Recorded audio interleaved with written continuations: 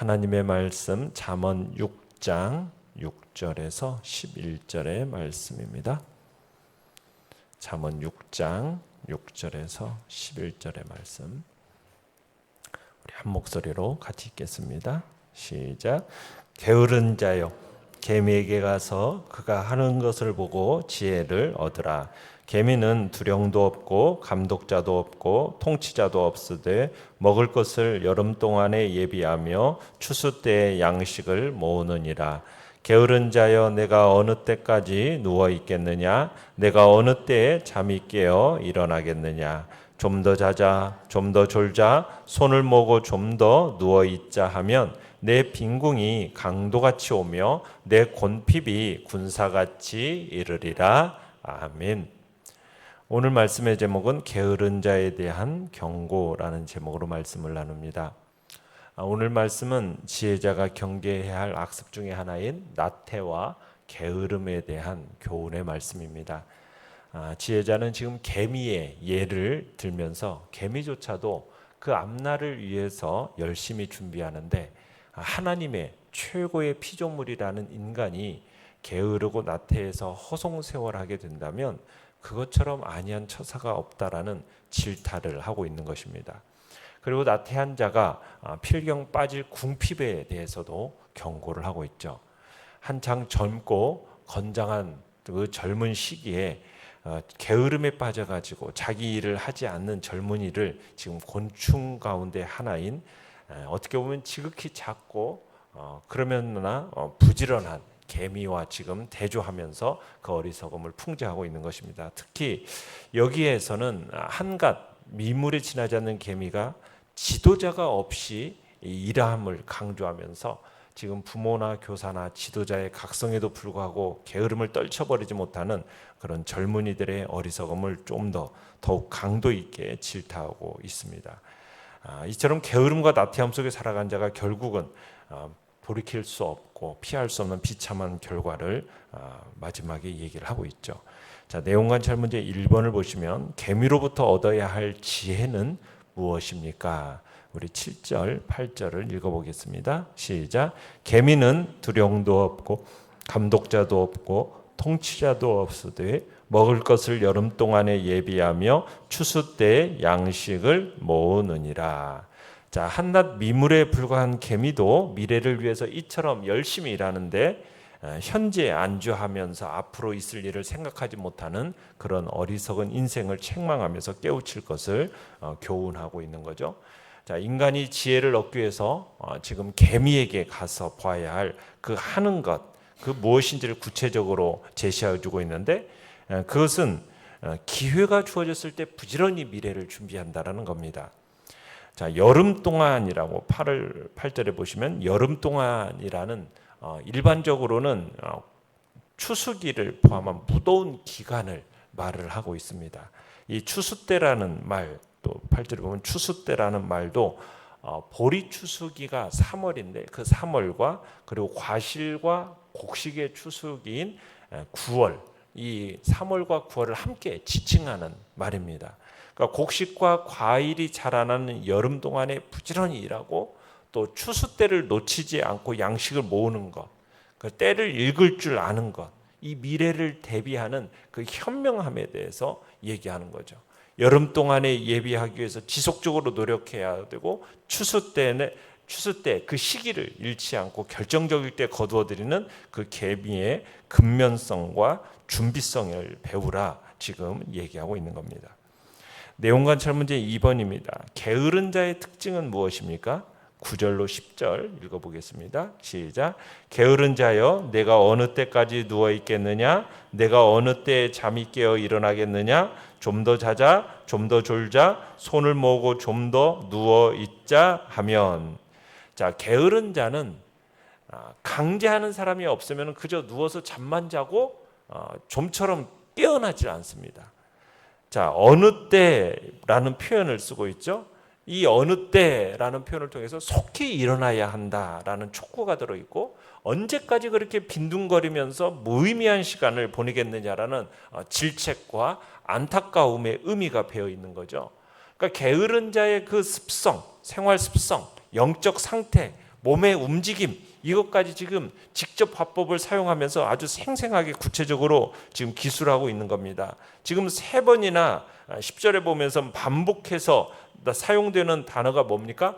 좀 더라는 단어죠. 좀 더. 이 좀 더라는 것은 작은, 약간 이런 뜻이 있어요.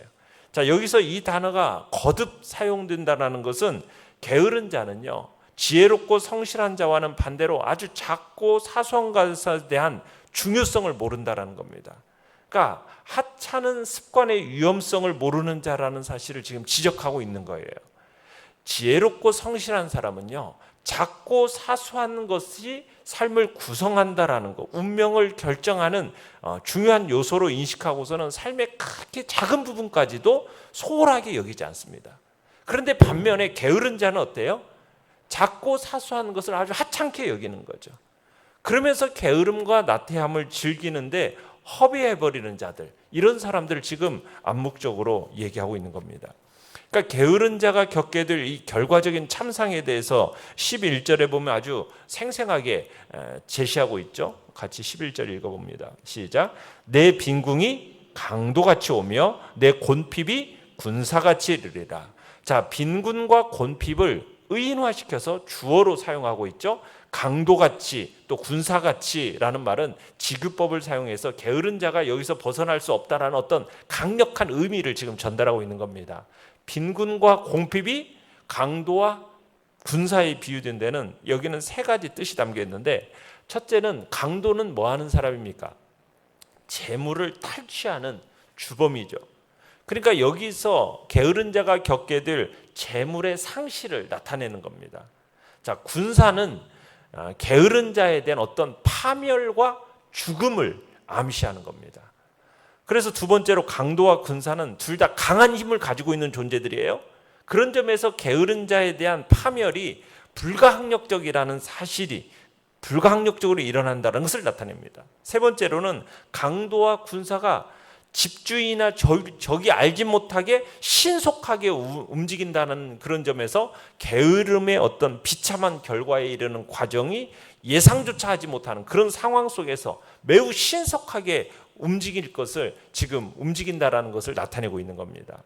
그러니까 게으름과 나태함 속에 살아가는 자들은 돌이킬 수 없고 피할 수 없고 비참한 결과를 맞게 될 것을 나타내고 있는 거죠.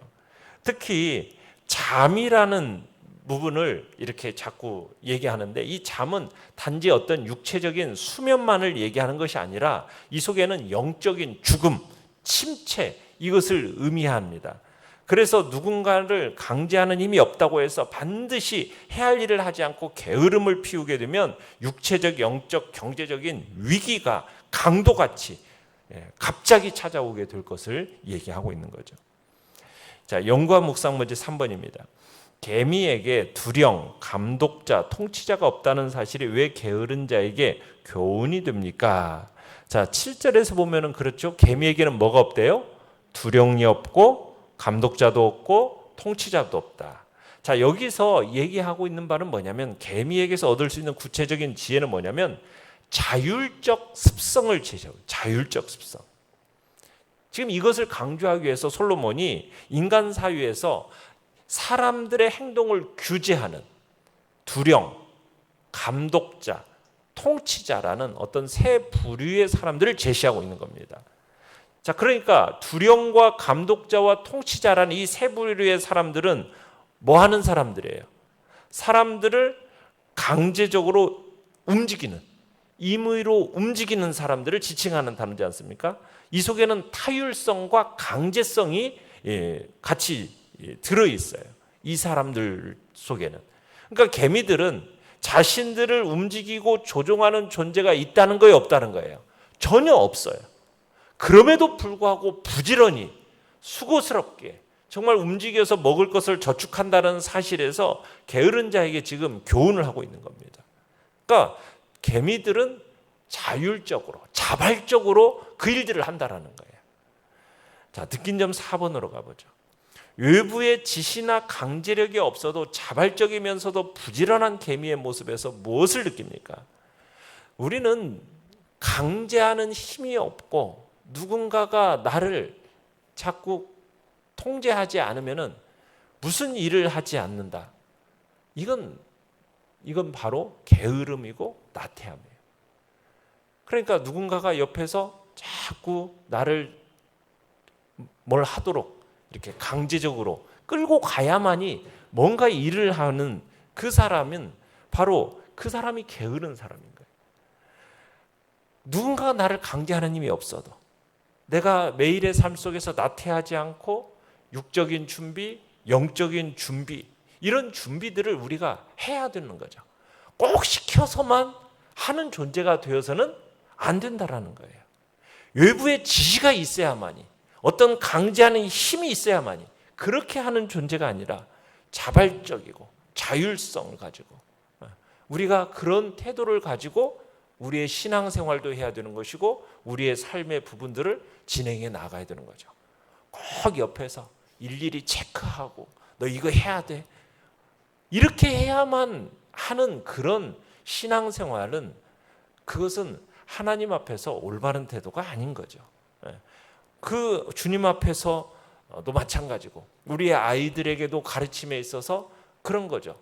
자발적으로 너의 할 일을 스스로 해 나가도록 가르치는 이 일들이 그 일이 바로 게으름이 아닌 부지런함과 정말 계미로부터 우리들이 배워야 할 모습이라는 거죠.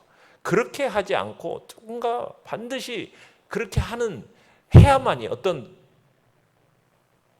통제하고 꼭 해야 그렇게 지적하면서 그렇게 해야 되는 그런 사람은 나중에 꼭 게으름을 피우고 결국에는 육체적, 경제적, 영적인 위기를 이렇게 반드시 초래하게 된다라는 것. 우리는 그것을 기억해야 됩니다. 여기서 특별히 이제 부지런함에 대한 이야기들을 자꾸 하고 있는 이유는 뭐냐면 하나님께서 이 땅에 저주를 내리실 때 엉겅퀴, 가시나무의 저주를 내리셨어요. 근데 이 엉겅퀴와 이 가시나무의 저주는 결국 무엇으로 극복할 수가 있느냐? 바로 부지런함과 근면함으로 극복할 수 있는 겁니다. 하나님께서 이 세상에 규정하신 첫 번째 되는 원칙인 거죠. 그러니까 하나님께서는 이것에 근거해서 결국 인생을 축복하시고 부하게 하시는 겁니다. 그러기에 우리는 무엇보다도 부지런함과 근면함을 가져야 돼요. 부지런히 하나님을 섬기면서 또한 세상을 섬겨야 되는 거죠. 그렇게 될 때 이 세상에서 누릴 축복들이 많아지게 되는 것입니다. 하나님 앞에서 온전한 신앙의 소유자가 될 수 있을 것이고 우리 모두가 그런 하나님 앞에서 세상 앞에서 근면하고 부지런한 성실한 성도로서 하나님이 주시는 온전한 축복들을 받아 누리시기를 간절히 축원합니다. 결단과 적용 5번입니다.